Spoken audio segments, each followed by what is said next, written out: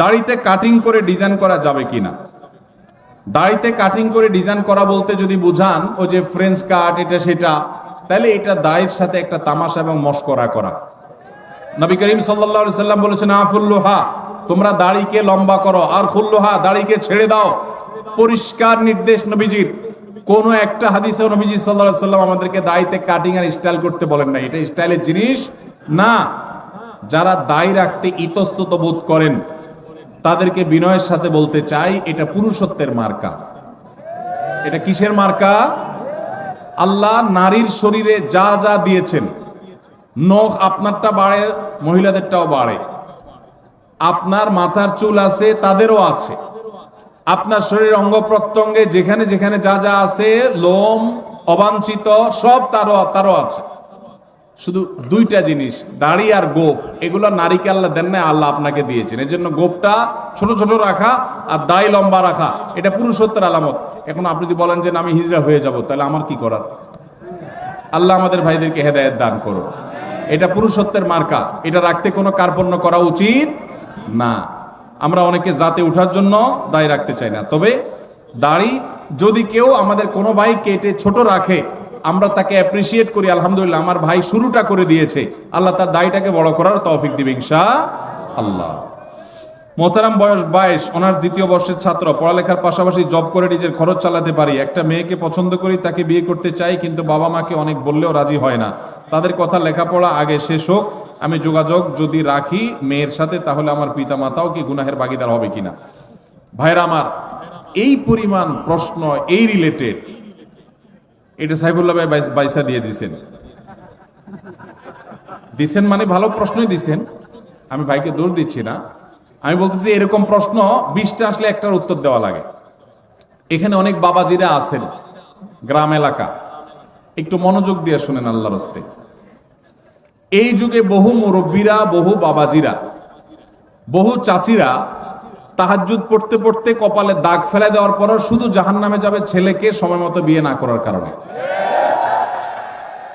আল্লাহ তাআলা কোরআনে কারিমে বলেছেন, ওয়া আনকিহুল আয়ামা মিনকুম ওয়াস-সালিহিনা মিন ইবাদিকুম ওয়া ইমামিকুম ইয়াকুম ফুকারা আয়ুগনিহিমুল্লাহু মিন ফাদলিহি। ভালো করে শুনে রাখেন আয়াতটা। আল্লাহ বলেছেন, তোমরা তোমাদের অধীনস্থদেরকে বিবাহ শাদী দাও, উপযুক্ত হওয়ার পর তাদেরকে বিবাহ শাদী করাও।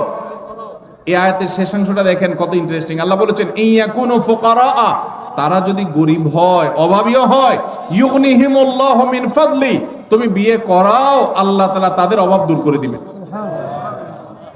এরপরও যদি বাপমারা, চাচা চাচিরা, আপনারা যদি ছেলে মেয়েদেরকে হাইকোর্ট দেখান সকাল বিকাল, যদি বলেন যে পায়ের উপরে দাঁড়াও, নিজের পায়ের উপরে দাঁড়াও, ছেলে কি আরেকজনের পায়ে দাঁড়া রয়েছে নাকি? তার নিজের পায়ে দাঁড়ায় আছে সে। ঠিক ঠিক করা পাবলিক ভাইরা, আপনাদেরও ওয়াজ আছে। শুধু ঠিক ঠিক মাহফিলে এসে চিল্লালে হবে না, মাঠে ময়দানে কাজ করতে হবে।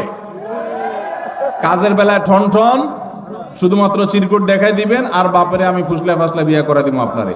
এত সহজ মনে করছেন কেন? বাবাদের কথা তাদের জন্য প্রযোজ্য। বাবাদের মায়েদের বিয়ে দেয়াতে কার্পণ্য করা উচিত না। ছেলে যদি ডাল ভাত জোগাড় করার মতো ব্যবস্থা থাকে, তাহলে দেরি করবেন না। অনেক মা বাবা আছেন এ ব্যাপারে কার্পণ্য করেন। কত জেনা ব্যভিচার হচ্ছে। এই যুবক যে প্রশ্ন করেছেন খুবই প্রাসঙ্গিক, তিনি যেটা জানতে চেয়েছেন। হ্যাঁ, ও তিনি তো জব করে ফ্যামিলি চালাইতে পারেন। এই দেখেন, চালাইতে পারার পরও বাপ মা বিয়ে দেন না কেন? কারণ এখনো গাড়ি হয় নাই, এখনো বাড়ি হয় নাই, এখনো দোতলা হয় নাই, এখনো তিনতলা হয় নাই, এখনো হান হয় নাই, এখনো তান হয় নাই, এখনো সরকারি চাকরি হয় নাই। এগুলো সব ছোট লোকই চিন্তা। মুরব্বীদের বলতেছি, বাবাজিরা, দুনিয়ার খোঁজ খবর তো রাখেন না। দুনিয়া এখন ফেসবুকে চলে, ইউটিউবে চলে। আপনাদের আমলে এসব ছিল না। আপনার বাপে যদি আপনারে 25 বছর বয়সে বিয়ে করায় থাকে, আপনার ছেলেকে আপনার 20 বছরে বিয়ে করানো জরুরি। কারণ আপনার আমলে এত ফিতনা ছিল না, এখন যত ফিতনা আসছে। যুবকদের চরিত্র যে ধ্বংস হয়ে যাচ্ছে। যুবক যে প্রশ্ন করেছেন খুবই প্রাসঙ্গিক প্রশ্ন। কোন যুবক, কোন যুবতী বাপমার ঢিলামির জন্য যদি দেরি করে বিয়ে করায়, তাহলে এই যুবক যত পাপ কাজে লিপ্ত হবে, এই যুবক নিজেও অপরাধী হবে, তার বাপমাও অপরাধী হবে। আল্লাহ আমাদের মুরব্বীদের হেদায়েত দান করুন। ভাইরা আমার, আমি এর আগে বিভিন্ন জায়গায় বলেছি, আল্লাহ তাআলা আমাকে এই বয়সে নানা বানিয়েছেন, আলহামদুলিল্লাহ। আমি কমপ্লিট নানা হয়ে গেছি, আলহামদুলিল্লাহ। খুব শীঘ্রই আল্লাহ চাহেন তো দাদাও হয়ে যাবো ইনশাআল্লাহ। আমার বয়স কত? খুব বেশি? আমি নানা হয়ে গেছি আলহামদুলিল্লাহ। আমার জগতের কাজ গোছানো শেষ। অনেকে আছে 50-55 বছর বয়স, পোলার বয়স 3-4 বছর নিয়ে ঘুরে। কেন? কারণ বিয়ে করছে আদা বুড়া হওয়ার পর। আমরা সময় মতো বিয়ে করেছি, সব গোছগাছ করা কমপ্লিট, এরে বলে বাপের বেটা। আর বেশিরভাগ মানুষ এখন দেখা যায় নিজের পায়ে দাঁড়ানোর নাম করে বিয়েকে পিছাইতে পিছাইতে পিছাইতে বুড়া হয়ে সে তারপর বিয়ে শাদী করে। অতএব যুবক ভাইদের চরিত্র হেফাজতের জন্য মুরব্বীদের উপরে ফরজ। ভালো করে শুনে রাখেন, যে যুবক প্রশ্ন করেছেন সেই যুবককে বিয়ে করানো তার বাপ মার উপরে ফরজ, ফরজ, ফরজ। এই ফরজ তো রক্ষার কারণে বহু মুরব্বীরা জাহান্নামে যাবেন।